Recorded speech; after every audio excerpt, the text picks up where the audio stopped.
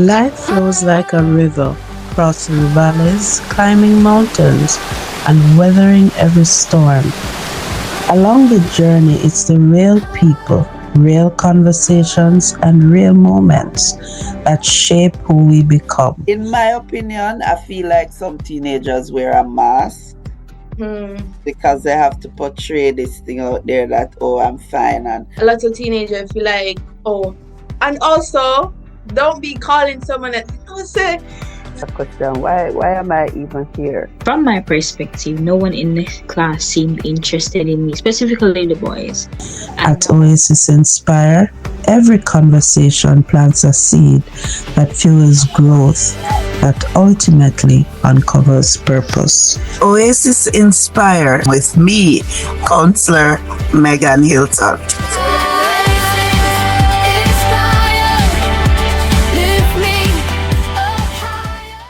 Hello everyone, welcome to Oasis Inspire. We are here for another exciting episode in the series Crowned Conversations. In this series, we speak to remarkable young ladies who have been growing and becoming and learning just how to find their place in the world and to operate with courage, character, and confidence. Most of our guests in this series are Teen Queen Ambassadors. It means they would have gone through the Oasis Counseling and Coaching Teen Queen Mentorship Program, and they did so well that they are now helping us to mentor other young people. Through these conversations, we hope to inspire you. We hope to inspire young ladies out there to embrace their uniqueness, to discover who they are, and to show their strength. In today's episode, we're talking about transition, we're talking about changes. Our topic for today is New Country, Same Crown, navigating change with courage and confidence. As we know, life is not static, it comes with changes, and sometimes it unfolds in a way that we least expect. Sometimes it causes us to walk away from the familiar and to enter into an unfamiliar place. How do we navigate such changes? For teenagers, it can be very difficult. It means if they have to move, they have to navigate a new school, a new community, new friends, leaving friends that they probably would have known all their lives. And so today, I am delighted to have as my guest Kimbrianna. She is one such young person who experienced the life change of migrating from Jamaica to the United States at the end of grade 9. I am sure it was not an easy transition, but Kimbrianna is here to share her own story of how she made that transition, how she did it with resilience, and how it is helping her to grow. So, Kimbrianna, welcome to Oasis Inspire. We even You? start into it, I would like you just to tell us about yourself. Tell us a little bit about Kimbrianna. Go ahead. Okay, so hi, I'm Kimbrianna. I'm 15 years old. Yes, I moved from Jamaica to the US. I love developing different hobbies, arts and crafts, making things, and I wouldn't say that change was something I was into, but now I am. All right. So the whole experience has changed your view of change. That's what you're saying. Yes. Awesome. Awesome. So, Kimbrianna, take us back to the end of grade 9. I know that in Jamaica, the end of grade 9 um, means you are now going to transition to grade 10, where you're selecting your subjects, you're thinking about your career, and you really, even though it's a lot of work, you are looking forward to doing your subjects that will take you into tertiary level education, right? Um, Yeah. so when you found out that you would be leaving Jamaica at the end of grade 9 to continue your education and your life in the USA, what emotions did you experience when you learned all of that? Honestly, my first reaction was disbelief because Mm, I knew deep down that this was an opportunity, but it still felt very overwhelming to think that I was leaving behind my friends, my family, my home, and whatever plans I had envisioned for myself. But also mhm. at that age, I wasn't thinking more a lot beyond high school, so I felt like I had a lot of time left in Jamaica. Okay, okay. So in other words, you thought that the transition would probably be after graduation. Yes, definitely. Wow. Okay. So hearing that it is grade nine, um, can you remember?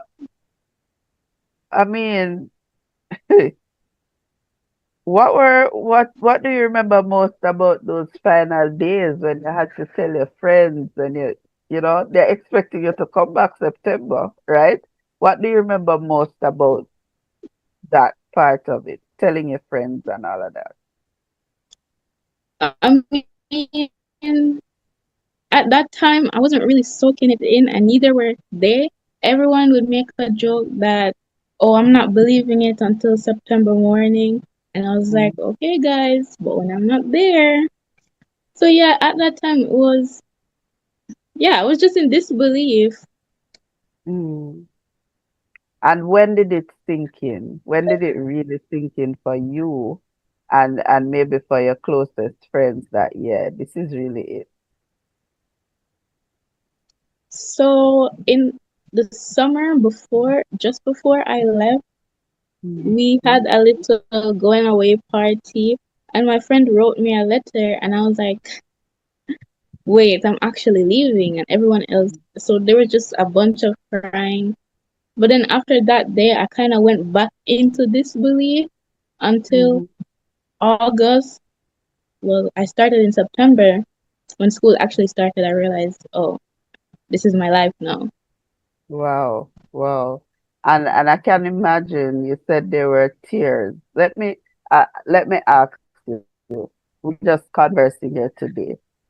How can parents support their children when they have to make this kind of move, because most of the time when this happens, sometimes it's an opportunity for the parent as well, and they are seeing it as I'm going to make life better for you, right? And some parents, I believe you have awesome parents, by the way, but I know there are some parents who they miss the fact that this is a big thing for the child, right? They are leaving their close friends, they're leaving the school, they're leaving community people, all of that. In a nutshell, what advice would you give to parents in how they can make this transition a little easier for their children when they have to do it? I would say really just talk to them less on like a parent level, like this is what's happening, this is what we're going to do, but more of like someone that is just listening. Because I remember when I first moved, I every day I would be like, I want to go back to Jamaica, I want to go back.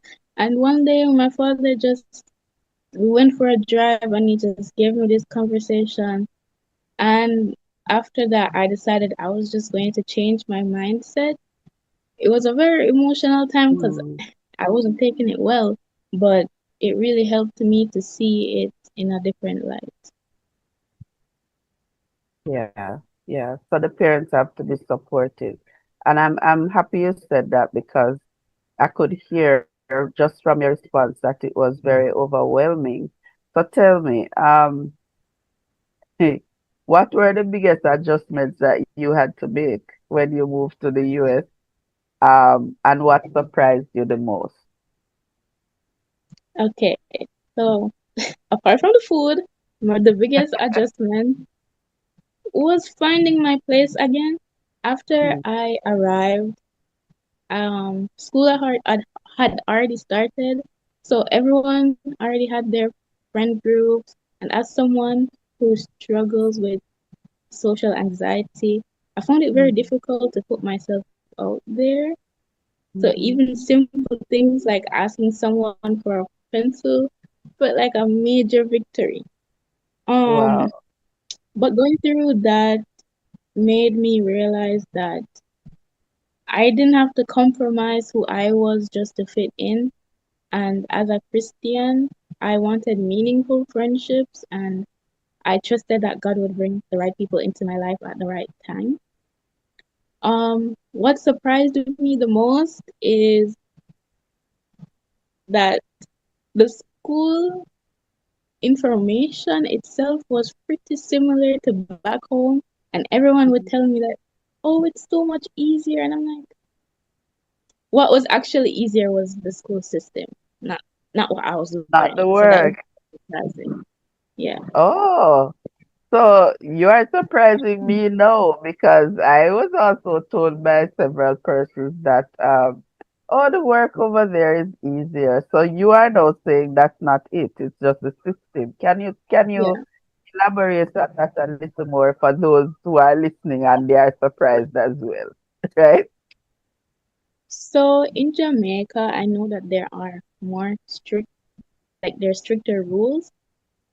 Hmm. Like if we get a bad grade on a test, I just let it go.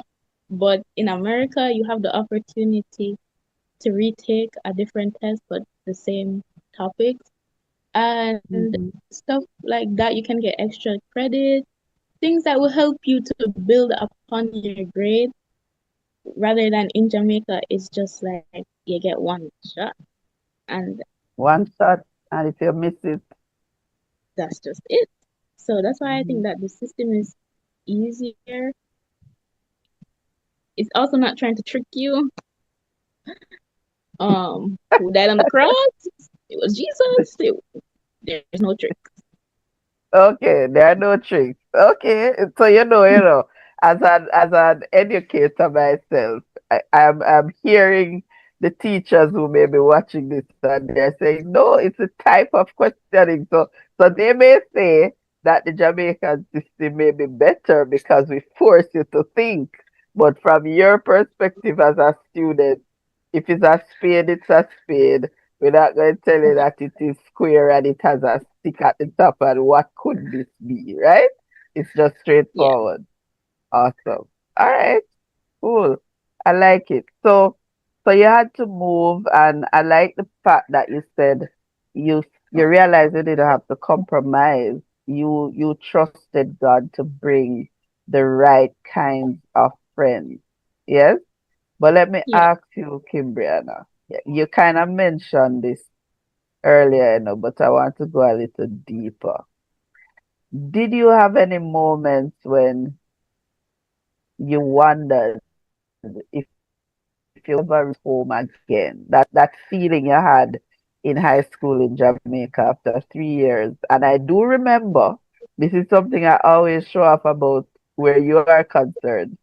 I believe you entered high school much younger. Probably you were the youngest in your year group. Am I correct? You were very Yeah. young. Yeah, but you managed to make friends and you made good friends, solid friendships.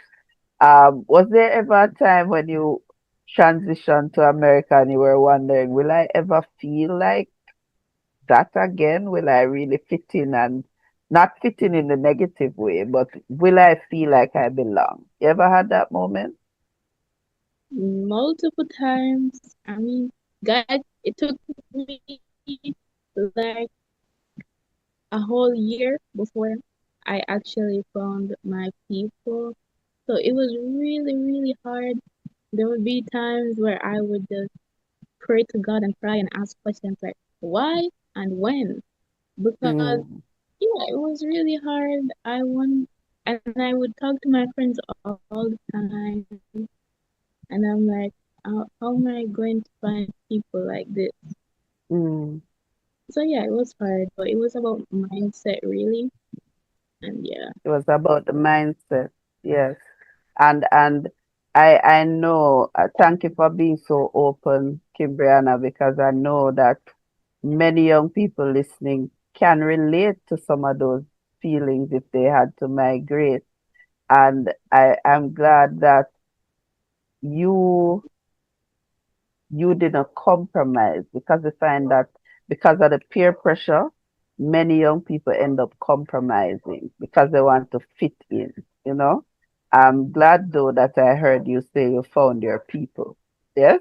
You found your people. So you have friends over there now, right? Yeah, yeah. And the other significant thing is you stayed in touch with your friends in Jamaica. How did that help you? Just keeping in touch with them as you transition.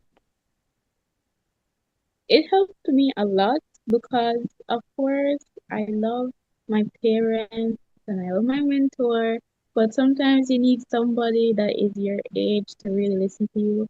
And I don't know what I would have done if I didn't have like someone my age that understands how I would think in that moment. And although some people weren't helpful, because there would be some people that ask me, "How you don't have any friends yet? What kind of thing that am I?" Mm, Guys, mm, let me move at my pace. But yes, my closer friends, they were very helpful. yeah. So friendships are important. So we know that your friends helped as you were adapting to this new environment. You're talking about new country, same crown. So Kimbrianna would have been, you would have been shining in Jamaica. You were a very good student. You were getting good grades and all of that. I remember you would be using up your creativity, making jewelry and all of that stuff, you know. And then you transitioned and you said, yes, your friends helped. Now I want to know, um, you told me that your father helped you and your mother, of course. Did your faith help? And also, what did you learn? Did you learn anything new about yourself during that 1 year of transition that you said was very rough? My faith really did carry me through that season. Mm, I leaned on verses like Romans 8, verse 18, that the pain you're feeling now cannot compare to the joy that's coming, as well as mhm. Romans 8, verse 28, that all All things work things. together for those who love God. And yeah, I mean, I had to just infuse that into my brain to keep going and realize that God is not going to fail me. So at a certain point, I start to just play the cards I had and not focus on the ones I wish I had. Um, Mm. and what was the other part? Well, before I go to the other part, you just said something big. Play the cards. You learn to play the cards that you have instead of focusing on the cards that you wished you had. That's big. That is big. I mean, if you plan to write a book later on, Kimberly, you need to write down that. Yeah? Play the cards you have instead of thinking about the cards you don't have. And you know, a lot of people do that, not just teenagers, but even adults. We sit and watch the days go by because this is what I wished I had, and you miss what you really have. So that's big. That's really big. So the other question I had asked you though was, did you learn anything new about yourself as you transition from one culture to the next? Did you discover anything new about Kimbrianna?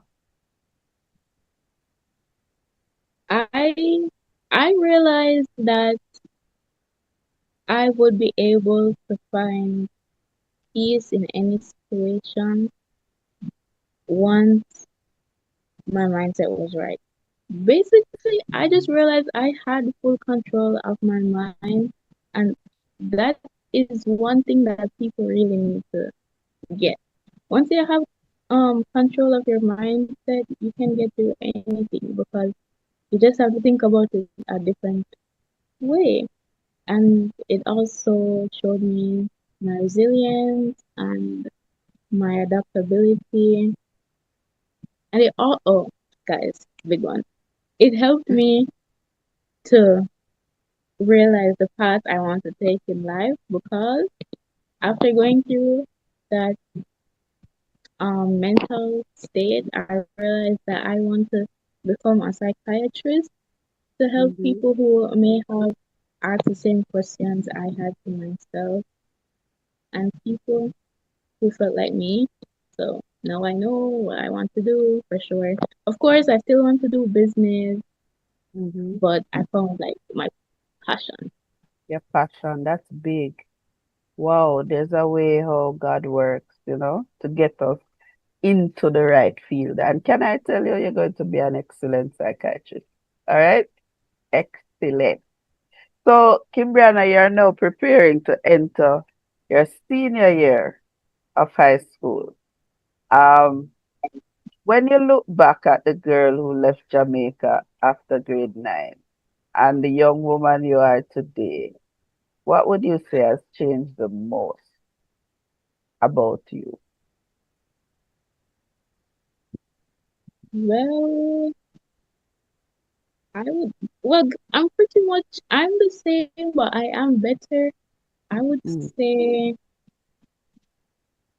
maybe my emotional intelligence for one, and also I no longer have FOMO, fear of missing out. I'm able to enjoy my own company and Mm-hmm. be content with that. I don't need, of course, I need people, but I don't need people to know my worth, and All right. that's a Uh, big one. tell us more about this FOMO. Tell us more about FOMO and what would you say to a young person who is struggling with that? So, FOMO, as a teen in high school, as well as a teen that was younger than everyone around them, I felt like I was kind of missing out because I wouldn't be going the same places or doing the same things. And it was kind of hard for me because in my head, I was at the same kind of age, but I wasn't. So it was hard. But like I said, guys, focus on the cards that you have and play those because your journey is not the same as somebody else's journey. And when God wants someone else to turn right, sometimes you have to go left. And like I said, mindset, you just have to get that. And that's what Uh, helped me to get over that. you are touching lives with these words of wisdom, Kimbriana. And as I listen to you, you know, I remember the teenager I met years ago. So if I could help you to answer that same question, what has changed? You're so much more confident. I mean, you knew you were all that and a bag of chips, because you were doing well overall. But you have certainly grown in terms of your confidence, knowing what you want, and just expressing that to others. And even as we transitioned you from being a teen queen in the program to being an ambassador, and you have a way of getting your group to get the things done when I put the challenges in the group and some of the groups not coming, but I can count on Kimbriana's group. Even if she's not at the meeting, I know that they're going to show up, right? And do what they have to do. So that shows me also that you have excellent leadership skills, right? Because you are able to other people and get them to pull with you. So we're almost done. We don't normally stay very long on Oasis Inspire conversations. But let me ask you, I'm sure that somebody is going to watch this podcast episode and they are going to be probably a little anxious because we know every year there are children who are leaving to a new country for whatever reason. Yes, whether they are moving from Jamaica to somewhere else or from another country into another region. It's a natural part of life nowadays. So if that teenager is listening to you, they just learn that they're going to have to move into a new space, a new culture, a new life. what word of encouragement would you share with them at this point, seeing that you have gone through it and you are now on the other side of it and it looks like it's going well? What kind of encouragement would you give to them? I would tell them to walk into the experience believing that bigger and better things are waiting behind the other side of their discomfort. And Mm. it's okay to be sad, it's okay to miss home. Your feelings are valid, but don't let fear stop you from giving the opportunity a fair chance. Find people you can talk to, stay open to growth, trust the process, and remember that your crown doesn't come from your surroundings, but it comes from your character. Awesome. Listen to her. She is a Teen Queen ambassador. She's a young lady who has the right kind of support, but she's also open to it. She has said some very powerful things today. And if you are listening and you want to put it in the comments, what is Kimbriana has said today that will stay with you? For me, I will not forget this, Kimbriana. Play the cards that you have and stop pining away at what you don't have, right? Make use of your opportunities today. So, as we wrap up, um, I want to ask you this last question, Kimbrana. This series is called Crowned Conversations, and I was very deliberate about pulling on the teen queens. Yes, the ones who would have gone through mentorship. Some of them were very shy, right? But now they understand that they are unique and that God has created them with a purpose and they can make impact now. So my question to you, what does wearing your crown mean to what does it mean to wear your crown figuratively as a teen queen? I would say my crown represents more than a title, more than to say I am a queen, but it represents resilience and my faith and the courage that I had to keep moving even when life changes unexpectedly. I think it's Mhm. something I don't just wear, but it's something I strive to embody. It reminds me to lead with integrity and encourage others and uplift people who may be facing their own challenges. So it's not about perfection, it's about remaining grounded in your values while continuing to grow into the person God created you to be. Wow. I'm gonna have to bring you back. This is good. I'm going to come back for you. Right. This is powerful. So it's not about just wearing a crown, it's about embodying who a queen is. I'm going to put you on the spot, Kimbrella. Do you remember the motto for Teen Queen Emerge? I would like you to say it. If you don't remember, it's fine. But if you remember, there's something that we say as queens because it as you said, it helps you to embody the concept that you are not just an ordinary person. You have you have you are created in the image of God and He has a purpose for your life. And you don't have to wait until you are 52 to start living it, right? You can start now. So if you don't remember, tell me. But if you remember, say it. You Wait, want me guys, to start you off? in In every in moment, all things, in in every every moment. moment, we express loyalty, grit, And and excellence. see, I know you had it. So say it again. I just needed to start you off.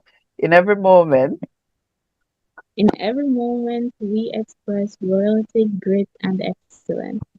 And there's a reason, ladies and gentlemen, all the persons who are watching, why I asked her to say it, because Kimbrianna has learned how to do that naturally.